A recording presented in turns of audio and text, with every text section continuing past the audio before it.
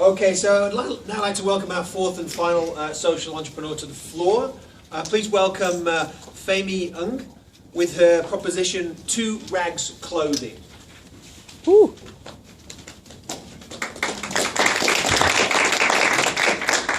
Alright, hi everyone. My name is Femi and I'm the founder of 2 Rags, a new one-for-one social enterprise. At 2 Rags, we sell underwear, and every underwear we sell means we give a sanitary kit to someone in need. Our mission is to improve feminine hygiene in the developing world, starting with India. Oops. Well, 2 Rags started one day when I woke up and found out that my period had started overnight. Well, to me, my biggest period-related problem was really this. Do I go with wings or do I not go with wings? But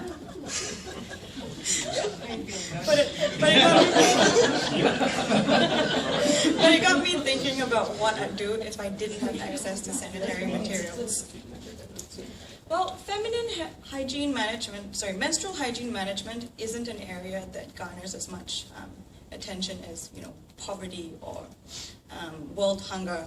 But nonetheless, it's really important in empowering women. In first world countries, we are really spoiled for choice. But in places like rural India, the truth is that not every girl or woman has access to these products. In India alone, there are 355 million women of menstruating age, but only 12% of them use sanitary pads. The remainder, which is over 310 million of them, find the cost of pads prohibitive, or if they can afford it, sometimes they're just not available in their areas. So, what do these women do? They have to find ways to manage using materials on hand, including old rags, old saris, husks, tree bark, mud, sand, ash, and mattress stuffing. As you might expect, these are not the most hygienic materials around. And unfortunately for them, their problems don't end there. Using unhygienic materials leads to health issues like reproductive tract infections, urinary tract infections, and some studies also suggest a link to an increased rate of cervical cancer. They also face challenges to their daily lives, such as they miss school, they drop out of school, and then women miss work, especially for those doing manual labor, and so they earn less. So how does 2 Rags come in? Well, I've spent a few months thinking about a solution and thought of conscious consumerism.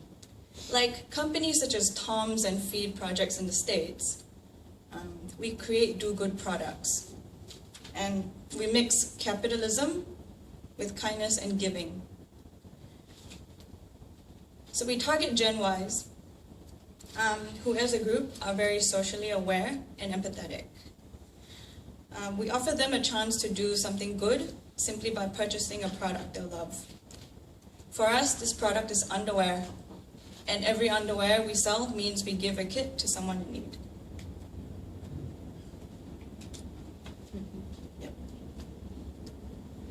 Instead of only providing aid, we want to provide opportunity to the women who sew our products. So our business model works in a full circle process. We design trendy underwear that people will love. We get ethical producers to sew this underwear for us. These producers are social enterprises themselves that upskill and employ at-risk groups, including slum dwellers and marginalized rural communities. We then sell the underwear to conscious consumers in the States and in Australia. And every few months, we place an order for sanitary kits, and the number of kits we order equals the number of underwear we've sold during that period. We then distribute the kits to girls and women in need through partnerships with schools, NGOs, and nonprofits in India. Now, we've only started in August this year, but already we've reached a few milestones.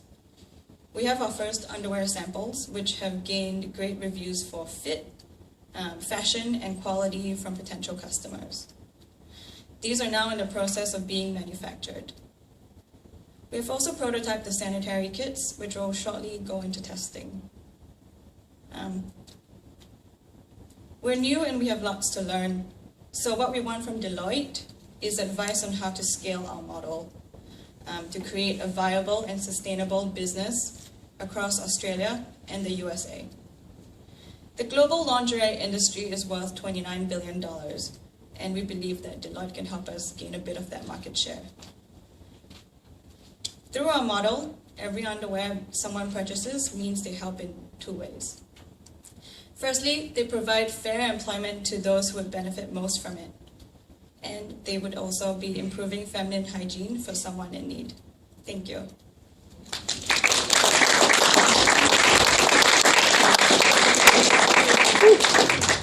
I'm sure we have plenty of questions from our panel. Martin had lots to ask. No.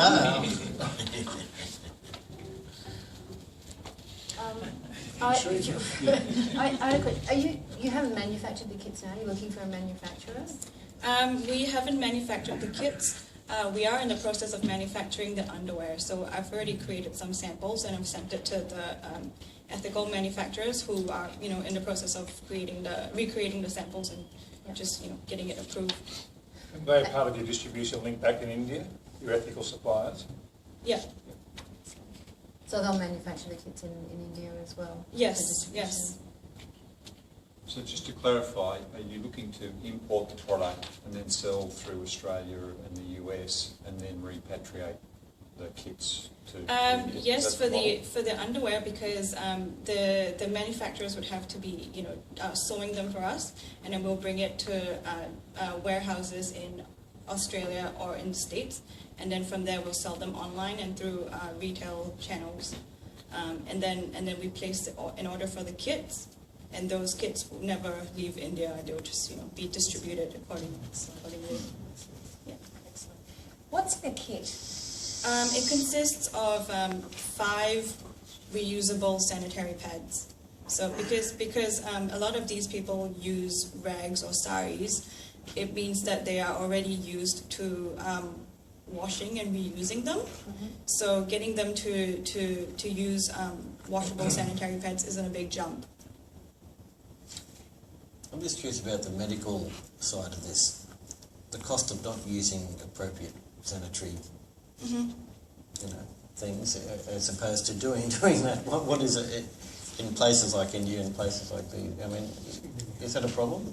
It's really hard. It's hard to say. There are definitely health and also economical implications of not managing your period well. There's no information about that? No, unfortunately there isn't, because menstrual hygiene management isn't really an area that has had traditionally a lot of studies put into it. So it's really hard to really quantify the... When you say we, do you have a partner?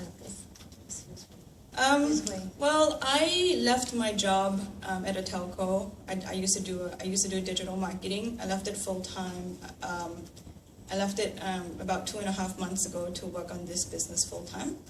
I also have a few part-timers who help me out. So firstly, there's my husband who does, he's a developer, so he does the technical side, helping me with the website, and I also have a fashion design intern to help me with the designs for the underwear, just fabric selection, and just to make sure that it's a viable, competitive product in the retail market. Yeah. How do you source capital? For now, we are self-funded. I want to start small in order to, ensure that we're growing at a sustainable rate.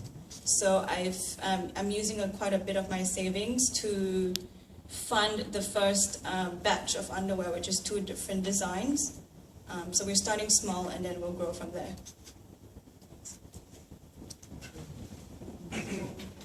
No? No, I just wanted to congratulate you, because I think it's a wonderful concept, and what I liked about it was designed in such a way that if you get it right, it's commercially viable and self-sustaining. I would be very interested in looking at the financial modelling around the cost of production. It's quite a complicated, it's a very complicated distribution network that you've got set up, or supply chain. So I see that as being a potential risk, but at the same time, at the heart of this is a commercial product, and I congratulate you on that. So I sense if this was the Dragon's Den, you'd be putting your money on the table right now.